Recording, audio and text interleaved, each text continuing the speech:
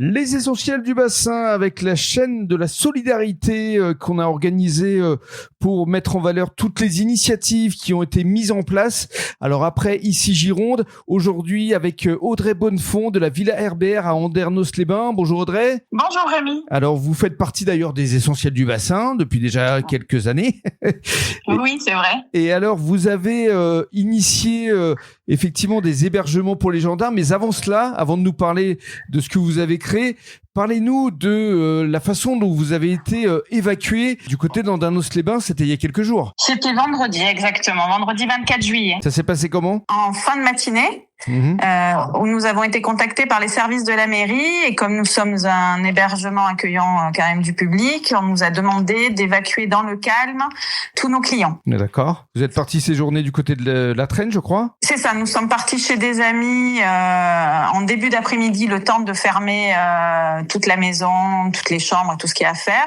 Et nous sommes partis donc à la Traîne chez des amis, donc et nous sommes arrivés après à environ 2h30 de trajet. Donc c'est pas non plus énorme, mais on a réussi à ne pas rester trop longtemps dans les bouchons. Mais cela étant, vous souhaitiez aider votre commune, les gendarmes, donc vous avez recontacté la mairie. Nous avons recontacté la mairie samedi dans l'après-midi pour proposer nos services en tant qu'hébergeurs, parce que entre toutes nos parties, on va dire professionnelles et privatives également. Parce que vous avez combien d'hébergements ? Une vingtaine ? Alors, on a en tout une vingtaine de couchages à titre privé et professionnel. Oui. Voilà, donc nous avons en tout 5 chambres d'hôtes, un gîte de chambres, et puis après on a notre partie privative également que nous avons souhaité proposer pour les personnes qui en avaient besoin, quelles que soient les personnes. Donc gendarmes ou sapeurs-pompiers ? Exactement, ou aussi personnel de la ville qui se retrouvent dans des situations où ils sont dans des cellules de crise et qui sont obligés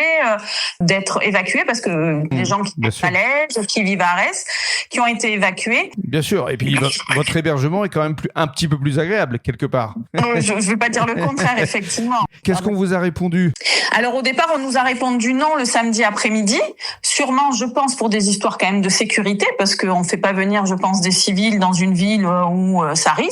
Je pense que leur réponse était tout à fait normale. Donc on a bien expliqué qu'on se tenait à leur disposition si toutefois il y avait des besoins.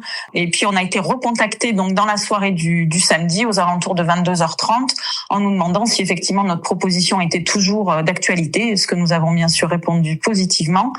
Et on a fait le chemin retour qui a été quand même beaucoup plus rapide et nous sommes arrivés samedi dans la nuit aux environs de minuit et demi. Voilà, parce qu'il faut rappeler qu'Andernos est une ville qui a été évacuée et qu'aujourd'hui vous hébergez notamment des gendarmes. Nous hébergeons donc des gendarmes et nous hébergeons aussi du personnel de la mairie d'Andernos ainsi qu'une personne aussi qui est d'astreinte. Donc ça veut dire qu'aujourd'hui, on est lundi, vous allez continuer à héberger toutes ces personnes ? Bien sûr, on va continuer tant que ça sera nécessaire. Et on garde le contact parce que vous faites partie de cette chaîne de solidarité qu'on souhaite mettre en valeur à travers les essentiels du bassin. Merci beaucoup Audrey Bonnefond et vive la Villa RBR. Merci, au revoir Rémi.